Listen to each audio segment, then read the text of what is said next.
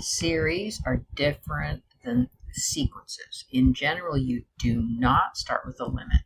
So I'm thinking, since everything is to the nth power, I'm thinking I want to see if I can figure out if it's geometric.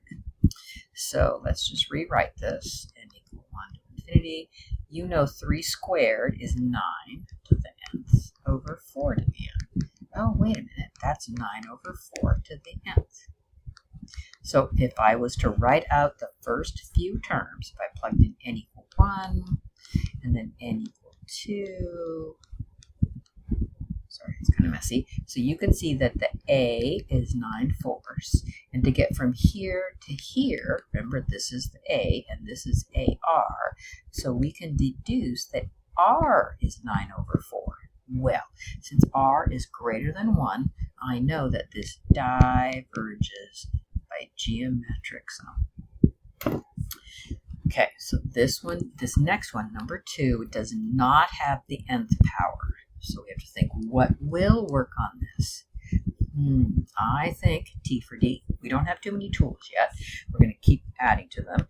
But if I do T for D, that means I'm taking the limit as n goes to infinity of n over 3n plus 1.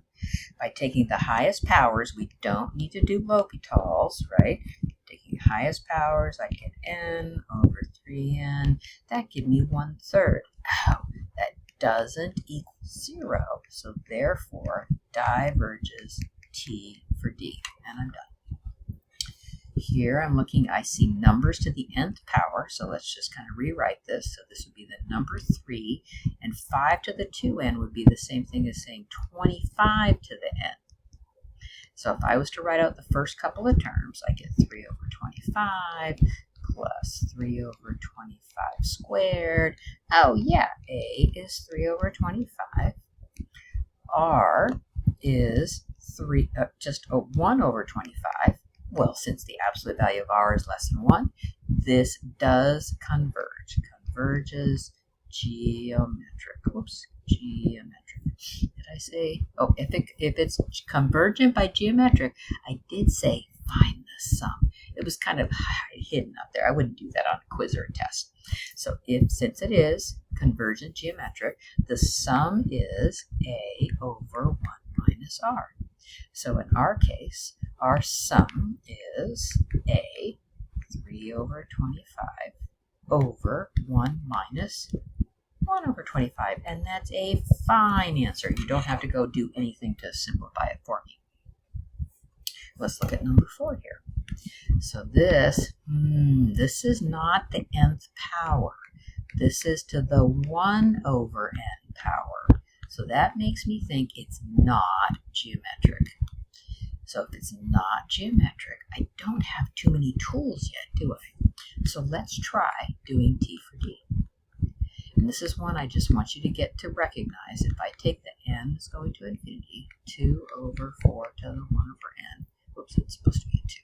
So 2, if I put the infinity up here, I get 0, 4 to the 0. Oh, that's 2. That's not equal to 0, so that means it diverges T for D. So that was number 4. So let me make some room here for number 5. So I see lots of exponents. They're not nth power, right? Nth power means geometric. These are exponents. So I'm thinking p-test. But I cannot use a p-test if there's addition or subtraction. So let's split it up. 1 over n squared, 2 over n squared. Okay, so this gives me 1 over n squared from the first one, right? This one gives me a 2 over an n. Let's think about this.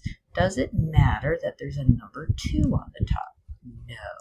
So I'll just rewrite it. So you could say that this is 1 over n squared plus 2, 1 over n. Wait a minute. That diverges p-test, right? Diverges p-test. This converges p-test. Remember, diverge adds up to infinity. Adds up to infinity. Adds up. Who wins? Diverge. So that means this diverges p-test.